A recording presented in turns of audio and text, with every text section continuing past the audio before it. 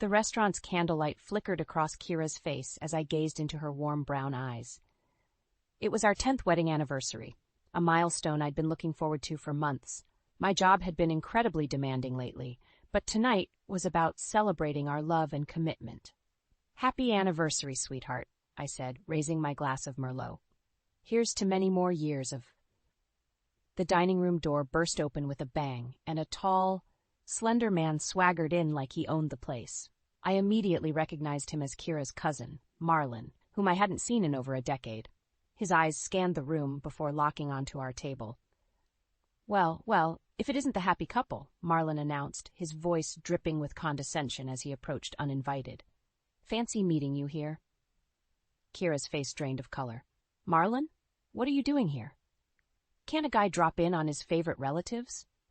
He slid into the empty chair beside Kira, helping himself to her untouched glass of wine. My stomach knotted as I studied his unshaven face and disheveled shirt. Marlon had always been a smooth talker, but something about his sudden appearance reeked of trouble. "We weren't expecting you," I said carefully. Marlon waved a dismissive hand. "Surprise visits are more fun, don't you think? No dull expectations to live up to." "I haven't heard from you in years," Kira said, her brow furrowed. "Where have you been?" "All over, really." Marlon topped off his glass. "I've been exploring my options, let's say. Seeing the world, taking some risks. Maybe it's time I settle down for a bit." He shot me a pointed look. "If you'll have me, that is." My jaw clenched at his subtle implication. "Of course, we're family after all." An uncomfortable silence stretched between us. The joyous atmosphere shattered like cheap dinnerware. I fought to keep my expression neutral as Marlon proceeded to dominate the conversation, regaling us with embellished tales I found increasingly hard to believe. When the check finally arrived, Marlon insisted on covering it over my objections. "It's the least I can do for my favorite couple," he said with a wink that made my skin crawl. Outside, a cold drizzle had begun to fall.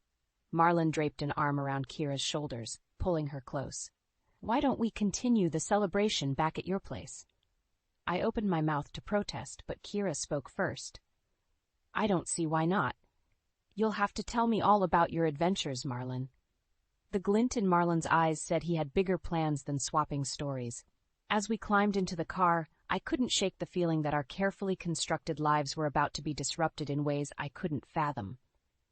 True to his word, Marlon showed no signs of leaving after our disastrous anniversary dinner. He insisted on crashing at our place until he could get back on his feet. Against my better judgment, Kira agreed, still clinging to some misguided familial obligation. Over the next few weeks, Marlon worked his way into our daily routines with maddening ease. He'd lounge around the house, drink my beer, and help himself to whatever he wanted, all while soaking up Kira's attention like a remora to a shark. "Rowan's been working too many hours at that soul-crushing job," he'd tell her with a conspiratorial smile. "You deserve to be appreciated, sis." I wanted to wring his scrawny neck every time he pulled that fake concern act, but Kira seemed to eat it up, basking in Marlon's flattery while I slaved away providing for us. The more he insinuated his way into her life, the more I felt her drifting from me. Then the Saturday morning things took an even uglier turn. I woke up early, as usual, to find Marlon rummaging through my home office like he owned the place. "What the hell are you doing in here?" I demanded, startling him. Marlon whirled around, clutching a stack of my private documents. "Damn, you scared me. I was just looking for a notepad." "By going through my drawers and confidential files?" He scoffed. "Don't get your tighty-whities in a bunch. I was going to put everything back." I snatched the papers from his hands. "Get out of my office, now." Marlon raised his palms in mock surrender, that infuriating grin plastered across his face. "Whatever you say, boss." He pivoted and sauntered into the hallway, leaving the door wide open. When Kira emerged from the bedroom a few minutes later, I knew she'd witnessed part of the confrontation. Sure enough, she cornered me over breakfast.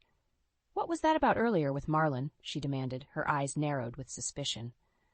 I felt a surge of anger at her accusatory tone. He was snooping through my private documents. Who knows what he was really after? "That's a pretty serious accusation." "Look who you're defending," I snapped. "Your dear cousin is up to something, Kira, and I don't like it one bit." Kira crossed her arms. jaw taut. Maybe if you weren't always working insane hours, you'd have time to... Don't even go there. I cut her off sharply. You know how hard I work to support this family. I don't need that sleazebag poisoning your mind against me. As soon as the words left my mouth, I regretted them. Kira's face contorted with a mix of hurt and rage. Without another word, she spun on her heel and stormed out of the kitchen, leaving me alone with the fallout of Marlon's scheming. I pressed my palms into the countertop, struggling to control my ragged breaths. This was exactly what that weasel wanted, to drive a wedge between Kira and me. And from the looks of it, his efforts were working better than I could have imagined. After our blowout fight, a suffocating tension gripped the house. Kira started spending more evenings out getting drinks with the girls, while I holed up in my office, burying myself in work to avoid another argument. Our once happy home had become a frigid danger zone, with Marlon prowling the halls like a demented cat toying with 2 trapped mice. I should have seen it coming, but I was blindsided when Kira finally confronted me about the mounting lies Marlon had been feeding her. "Rowan, we need to talk." Her voice was icy as she entered the office. I had coffee with Marlon this morning, and he told me some very disturbing things. My gut twisted. Like what? Like how you've been having an affair with a coworker named Jessica. White-hot anger lanced through me.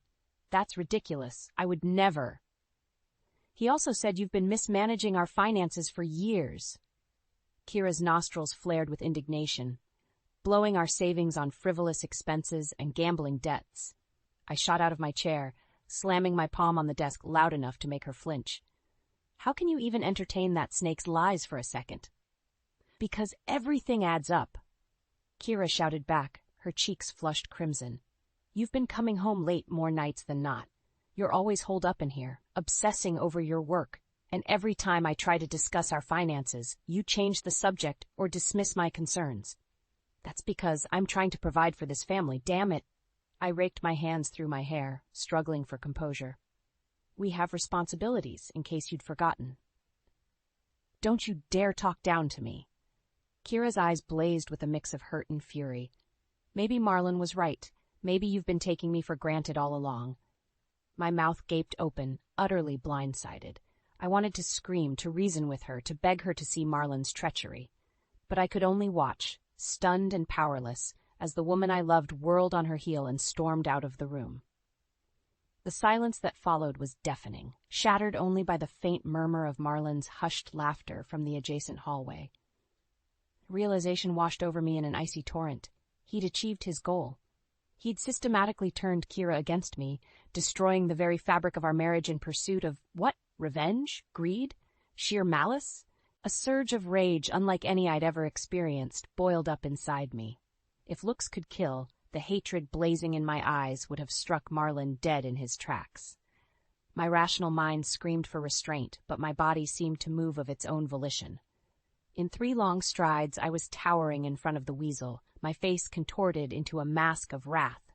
"You lying son of a bitch," I snarled through gritted teeth. "You're going to regret ever stepping foot into this house." Marlon met my glare with those cold, soulless eyes. A snide half-grin crept across his lips. Now, dear brother-in-law," he hissed mockingly. "No need for such hostility. I'm just trying to look out for Kira's best interests, like any caring family would do." My hands balled into white-knuckled fists. I wanted nothing more than to wipe that smugness from his wretched face, thus to make him beg for the pain to stop until he took back every vile word and righted the damage he'd done. But before I could make another move, the muffled sound of footsteps reached my ears from the stairwell. Kira was coming back downstairs. I shot Marlon one final murderous glare, then stormed back into the office and slammed the door behind me. Though I'd been momentarily robbed of vengeance, I silently vowed that he wouldn't escape unscathed. One way or another, Marlon would pay dearly for tearing my family apart. For the next several days, an uneasy truce settled over the house. Kira and I kept our distances, reduced to trading icy looks and curt responses when forced to interact. All the while, Marlon slithered between us, putting on his concerned friend act whenever Kira was around. "She's clearly under a lot of stress," I overheard him telling her one evening as I passed through the den. Maybe you should suggest Rowan take some time off to get his head straight.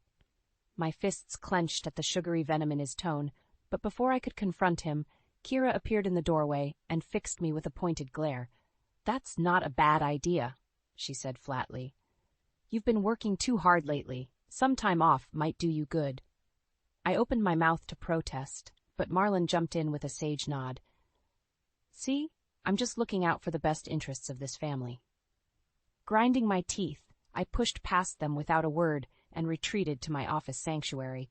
How dare that bottom feeder meddle in my job, my source of security and self-worth? Outrage mingled with dread as a terrifying thought took root. He was gunning for my career next. Over the following week, my fears proved justified. An internal investigation was suddenly launched at work over misappropriation of funds from one of my prior projects. No specifics, just veiled accusations and heavy scrutiny from the corporate leeches. I knew in my bones Marlon was behind it, but I had no proof. The weasel covered his tracks too well, which meant he was after more than petty mind games now. He was aiming for the jugular. It all came to an ugly head at the office on Friday evening. I was poring over financial records, desperate to find any discrepancy that could exonerate me, when Kira burst through the door of my office. "You lying, cheating snake," she spat, hurling a folder of documents at my head. "I can't believe after everything you'd stoop this low." I batted away the papers, bewildered. "Kira, what are you talking about? Don't play dumb." She jabbed a finger at the scattered forms, auburn curls whipping around her flushed face. "I found bank statements and emails proving you've been pilfering money from the company for years. Years!" My heart plummeted into my stomach. That's insane. Those documents must be. "Don't bother denying it, Rowan. The evidence is damning." Kira's chest heaved with barely contained fury. "You've been robbing us blind with your greed and deception." "Where did you even find these?" I demanded, frantically scanning the fabricated paperwork. My gaze froze on a sticky note with a familiar scrawl. "That conniving son of a bitch." "Marlon saw them sitting out and knew I deserved the truth," Kira said, her voice dripping with disgust. "He warned me about what a selfish liar you were becoming, but I refused to believe it until now." In that moment, the harsh reality hit me like a freight train. Everything, even my career and livelihood, were now casualties in Marlon's warpath of destruction. Fire raged behind my eyes as I shot to my feet, papers scattering in my wake. "That depraved, manipulative worm!" I roared, slamming my fist onto the desk hard enough to leave a dent in the wood. "He's been plotting this all along, don't you see? He's poison, Kira." A flicker of uncertainty passed over her face, and then it was gone, replaced by that same simmering wrath. "The only poison here is you," she hissed, turning on her heel to stalk out. "Keep your lies and dirty money. I want nothing more to do with you, Rowan." I collapsed back into my chair, numb with shock and despair as the office door slammed behind her. Just like that, in one fell swoop, orchestrated by Marlon, everything I'd worked so hard to build, my reputation, my career, my marriage, was crumbling to dust. I spent a hellish weekend drowning in self-pity and Jack Daniels. By Monday morning, I'd hit rock bottom, unshaven, reeking of booze and misery. I showed up to the office in wrinkled clothes, bloodshot eyes hidden behind sunglasses as I braced for the final crucifixion. But it never came. Instead, Kira was waiting in the parking lot, looking just as haggard and remorseful as I felt. "We need to talk," she said flatly as I trudged closer. "Somewhere private." My tongue felt like leather. "If this is about the divorce papers, it's not." She inhaled deeply, chewing her bottom lip. "It's about Marlon." A surge of anger momentarily lifted my hungover fog. "What more does that snake need to slither into? He's already stolen my job and my family." "That's just it." Kira's gaze grew pained. "Those documents I found, they're fabricated, completely fraudulent." The words hung between us, weighted and damning. I wanted to feel vindicated, relieved that she finally saw the truth. But after so many blows, I just felt numb. "How can you be sure?" I asked quietly. "I hired a private investigator to look into Marlon's past," she admitted. "He has a reputation for this kind of sociopathic behavior, using lies and deceit to turn families against one another for his own twisted aims." A sour taste flooded my mouth, anger and hatred reigniting in my gut. That sadistic worm had shattered every shred of trust, every ounce of love Kira and I once shared, all for his own sick enjoyment. So now you know, I shrugged weakly. Fat lot of good it does me now. My life is still in ruins. Kira stepped closer, laying a trembling hand on my arm in a gesture that just days ago would have made my heart leap. Now it only wrenched my chest tighter. Not if we fight this together, she said, gaze hardening to steel. If we can expose Marlon, bring his selfish cruelty to light, maybe we can undo some of the damage. I studied her expression, searching for any hint of the doubt or contempt that had consumed us both so thoroughly. But her jawline was set, her eyes clear and determined. The guardians of our past were finally, mercifully gone. How? I asked hoarsely. That worm covered his tracks too well. Nobody's going to believe a couple of bitter divorcees over. That's why we can't just accuse, Kira cut me off. We need solid proof of what Marlon did. Evidence so damning, so irrefutable, it will crush that demented ego of his once and for all. Her hand found mine, giving it a reassuring squeeze. Suddenly I was acutely aware of the scriptured calluses earned from years of teaching, the faint citrus scent of her shampoo that used to linger on our pillows. That investigator already provided copies of testimony from some of Marlon's past victims, she continued. With the right records from our own situation, phone logs, emails, anything he didn't think to tamper with, we can weave together an undeniable trail of his emotional abuse and psychological torture. My head swam as her plan took shape. It was audacious, risky even. But after enduring so much agony, the prospect of vengeance catalyzed a burning fervor within my soul. Okay, I said with a resolute nod. Together then. No more pulling punches with that manipulative bastard. A grim smile tugged at the corner of Kira's mouth. We hit him with everything we've got. It's the only way to make him pay for what he's done. The fire rekindled behind her eyes reminded me of the strong, passionate woman I fell in love with those years ago. And in that moment, I knew no matter how painful the path ahead, we would prevail or go down swinging. Over the next few weeks, Kira and I operated like silent gembers in an underground bunker. While she dug up call logs, emails, and other digital footprints of Marlon's manipulation, I pored over the files from her private investigator, stomach-churning accounts of how he'd torn apart other families in the past. The more we uncovered, the more grotesque the full picture became. Marlon's grifting stretched back over a decade, spanning multiple states. He was a parasite of the highest order, insinuating himself into the lives of decent people, only to feed off their trust and ruin them from the inside out through mind games and sabotage. With hardened resolve, Kira and I compiled an unshakable dossier of evidence detailing the full scope of her cousin's depravity, both in our case and the cases of others he'd systematically dismantled. Once cross-referenced and organized, the combined records painted a damning portrait that would leave no skeptics. Finally, everything was in place to spring the trap. Kira arranged a family dinner under the pretense of her making amends and welcoming Marlon back into the fold. But in reality, we were beckoning that snake straight into the kill box. The look of smug satisfaction plastered across Marlon's face as he strolled into my living room that night was one I'd never forget. Well, well, if it isn't the dysfunctional lovebirds, he crooned, draping an arm around each of our shoulders like we were old pals. So nice for you two to bury the hatchet. We have something to show you, I said flatly, squirming out from under his grasp. Marlon cocked an eyebrow quizzically as Kira hit a button on the remote, firing up a projector displaying photos, documents, and letters from his past victims. His expression remained frozen for a few moments, slowly giving way to a flash of unease. "What is all this?" he asked in a measured tone. Too late, the mask was already slipping. "The truth," Kira spat back, taking a confrontational step forward. "About who you really are, Marlon, what you've done to ruin the lives of innocent families, all for your own sick amusement."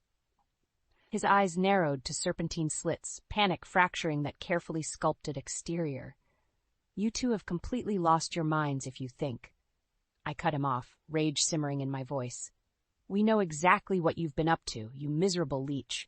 Sowing lies and discord to tear loving couples apart from the inside, then sucking them dry before slithering off to your next victims." Marlon opened his mouth, but no words escaped, his pallor draining to an ashen gray. For once, he had nowhere to run, nowhere to hide. Letter after letter flashed across the screen. A mother recounting Marlon's efforts to destroy her marriage, an ex-girlfriend detailing his physical and emotional abuse, a lifelong friend turned adversary. Each statement more horrifying than the last. And weaved throughout were irrefutable records of his treachery against Kira and me. Manipulated documents, incriminating calls and emails, testimonies of his gaslighting and sabotage. I saw the fight drain from Marlon's posture, but Kira remained locked in, relentless. "We have copies of this entire file," she snarled, "and they're going to everyone. Your old employers, the authorities, anybody who will listen. Nobody else will suffer because of your deranged crusade, you pathetic, cowardly. Enough!" Marlon's voice cracked with an anguished rasp as he whirled around, one hand clawing at his face. "Just enough."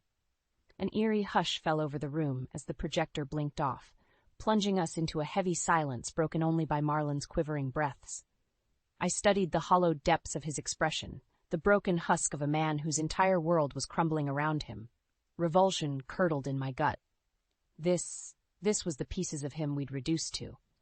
And somehow it provided no catharsis at all. The aftermath of our grand unmasking played out in excruciating slow motion.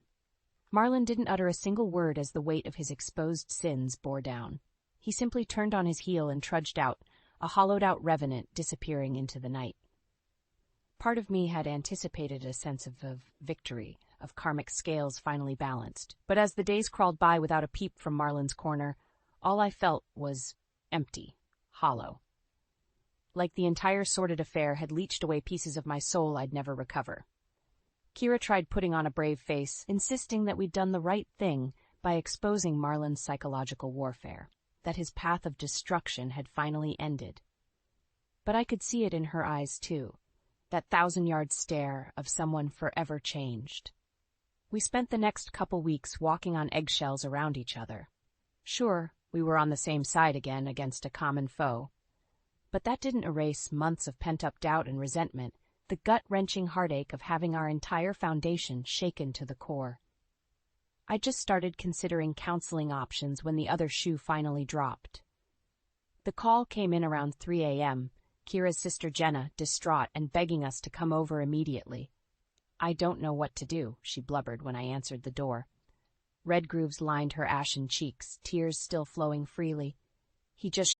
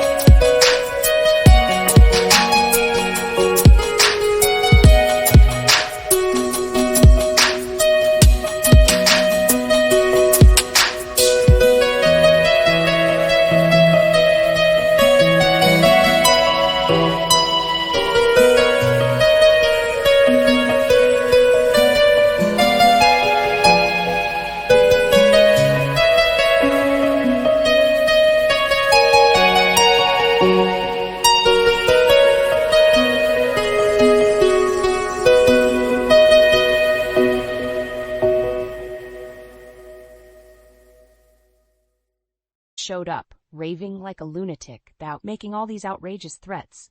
"Whoa, slow down," I urged, steadying her trembling frame. "Who showed up, Jenna? What's going on?" Her haunted gaze met mine, lips quivering. "Mem Marlin, he's completely lost it." Like a wolf catching the scent of prey, I felt an electric surge shoot through my system. Without a word, I sprinted down the hall toward the loud commotion reverberating from the den. Jenna's husband Blake was there, along with two of his frat brother buddies, attempting to subdue a wild-eyed Marlin thrashing against their restraints. His clothes were disheveled, blonde locks matted with sweat, a broken bottle from the liquor cart clutched in one hand like a jagged shiv. "You self-righteous pricks," he howled, spittle flying from his contorted maw. "Trying to take away the only family that ever gave a shit about me? I'll bleed you all dry before I let that happen. Marlin, put the bottle down," Blake shouted over the chaotic snarls. "We're calling the police if you don't calm your crazy ass down." "I'll kill you all first." Marlin's bulging gaze swiveled toward me as his wrist snapped forward, releasing the jagged projectile in my direction. Pure instinct took over. I lunged sideways, hitting the carpet just as the liquor bottle exploded against the wall, mere inches from where my head had been.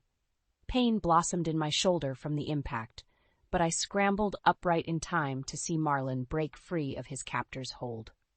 With a rabid shriek, he snatched up a nearby golf club, whipping it in a vicious forehand that caught one of Blake's friends flush in the sternum. The dull crack of metal on bone was obscenely loud. The man screamed, gurgling off into silence as he collapsed like a rag doll. Unbridled panic seized my chest, but I refused to go down a helpless victim. Vaulting the sofa, I crashed into Marlin from behind, just as that makeshift bludgeon started arcing toward Blake's head. We slammed into the ground in a tangle of flailing limbs, the golf club clattering uselessly aside as my momentum drove us both into the entertainment center. Frames and knickknacks rained down in a shatter of glass and porcelain, but I scarcely felt any of it. We grappled furiously, each fighting for dominance like two reptilian brains stripped of reason. Marlin howled like a wounded animal as my clenched knuckles pounded against his face, splintering bone with a sickly series of muffled crunches. Blows ricocheted off my ribs, head, back. I screamed in unrestrained fury, raining down vicious retribution against the personification of every slight, every betrayal endured over those agonizing months. Until finally, Marlin's feeble resistance ceased, his battered form going limp beneath me. Only then did I realize the shrill ringing in my ears was my own voice, red-stained and hoarse from exertion. The metallic stench of blood saturated the hazy air, mingling with the scent of shattered hopes and shattered lives. Kira appeared silently in the doorway, her palm covering her mouth as tears streamed down her face. I glanced down at Marlin's ruined mess, my heaving chest caked with crimson. In that moment, I understood the cold truth, that my freedom came at the cost of a piece of something irreplaceable. No going back now. This path had already consumed too much of my soul. The aftermath of that night was a blur of police statements, lawyer consultations, and round-the-clock news coverage speculating about the bloody family feud. Marlin ended up in the hospital under heavy security, while Jenna's friend Andrew remained in critical condition from the vicious golf club attack. The fallout extended far beyond physical wounds. My job terminated me on grounds of conduct violation, despite moving to dismiss the frivolous misappropriation investigation Marlin had fabricated. One more casualty in his path of destruction. For Kira's part, she tried putting on a brave face, assuring me we'd get through this latest storm clouds, that I'd acted in self-defense against Marlin's psychotic rampage. But I could see it in her eyes, too, that haggard, hollow look of someone eternally changed. 3 miserable weeks crawled by before Marlin's hospital stay ended with his booking into county lockup. No chance at bail, the prosecutor assured us, given the menacing paper trail and violent charges filed by multiple victims.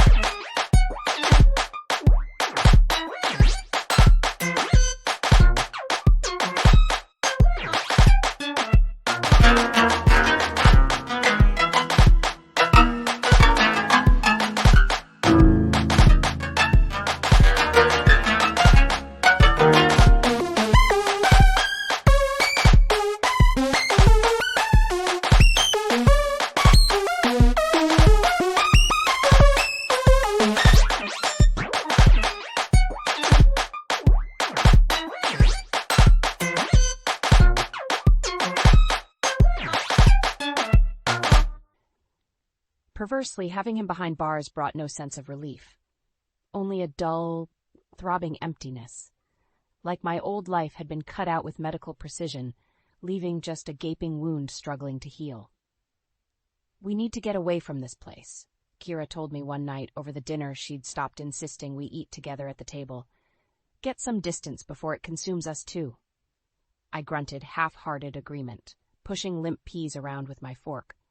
Every daily routine now felt like sleepwalking through a funhouse nightmare, all the familiar scenery present, but twisted beyond recognition. So we went through the motions of forging an exit strategy, packing up what little either of us still clung to in preparation for putting the house on the market, finding new job prospects in cities far removed from the shadow of Marlon's reign of terror. All the while, neither of us daring to verbalize what still hung unspoken, that no amount of geographic distance could fully heal the scars left on our marriage. The trust demolished, the intimacy shattered by forces we remained powerless to prevent. Kira's gaze told me she felt it too whenever our eyes met across the empty living room, that colossal rift, seemingly insurmountable. Yet in those fragile, solemn moments, I also caught fleeting glimpses of the steadfast partner who'd once fearlessly walked by my side, the woman whose loyalty and strength I'd fallen so irreversibly in love with those years ago before the darkness descended. It gave me just enough selfish hope to continue putting one foot in front of the other. The light at the end of that long, winding tunnel finally emerged on an overcast Tuesday morning when Kira called me at the temp labor job site I'd been grinding away at. "This is it," she said in a reedy tone usually reserved for graver matters. "My last day." My heart hitched at her words, fingers anxiously combing through thinned clumps of hair. "Last day? For what?" "At Oakview Elementary. I resigned this morning." A wavering sigh followed, like she'd removed an atlas-sized burden from her shoulders. "We both need to start over completely, Rowan, to leave this behind and commit to rebuilding what's left." A profound mixture of emotions washed over me in that moment. Pride for her resolute spirit, grief for the treasured passions now abandoned, and something deeper, more profound, a sense of liberation, just as she'd described. We could leave the past 6 months, that entire abysmal chapter of torment, behind. Wipe the slate clean to reclaim the precious remnants of our fractured bond and fortify them into something stronger, something rebuilt from the ashes of Marlon's scorched earth campaign, something reborn and tempered by the fire. My throat constricted as I absorbed the weight of her words, unable to respond. But some part of Kira must have sensed my unspoken thoughts through the static, because her voice softened to that familiar, comforting tone when she whispered, "It's time to come home, babe, to each other." I swallowed hard against the surge of emotion, blinking back the sting in my eyes as the world outside seemed to reset on its axis. "I'm already on my way."